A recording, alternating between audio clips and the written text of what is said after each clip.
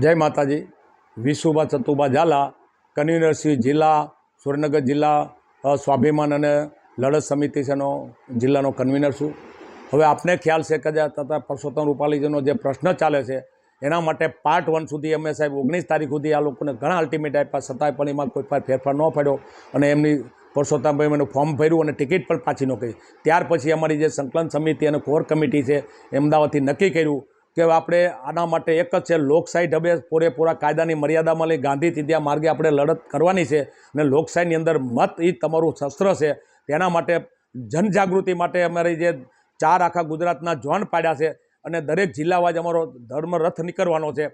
સુરેન્દ્રનગર જિલ્લાનો જે અમે રથ અત્યારે પૂરો કર્યો છે ગઈકાલથી.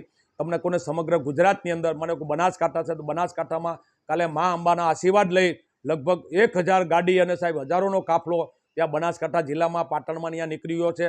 ત્યાર પછી દક્ષિણ ગુજરાતની અંદર પણ સાબરકાંઠા મહીસાગરની અહીંયા સાહેબ એટલો બધો મોટો જુવાળ છે. આવનારા સમયમાં અહીંયા પણ રેલી છે. એટલે આખા ગુજરાતમાં અત્યારે ધર્મરથ ફરી રહ્યો છે અને એ ધર્મરથને જે દરેક સમાજ તરફથી જે ઉમળકા મળ્યો છે, જે તમને સહકાર મળ્યો છે, જે સહયોગ મળ્યો છે એ અદ્ભુત સહયોગ છે. કારણ કે ભાજપની અંદર તો હંમેશા તમને કોને કે જ્યારે સભા કરી હોય ને તો અહીંયા તો દાળિયા કરીને લાવ્યા છે અને પૈસા દઈને લાવે છે. અમારા તો સ્વયંભૂ છે, ઘરનું ગાડી ઘરનું પેટ્રોલ લઈને અત્યારે તમને કોને બધા જ્યારે, કારણ કે તમે જે અમારા રાજપૂત સમાજની જે બેન દીકરી વિશે ટિપ્પણ કરીને અમારા જે હૃદય ઉપર જે કુઠાર ઘા કર્યો છે એ અમે જિંદગી ભૂલી શકીએ એમ નથી.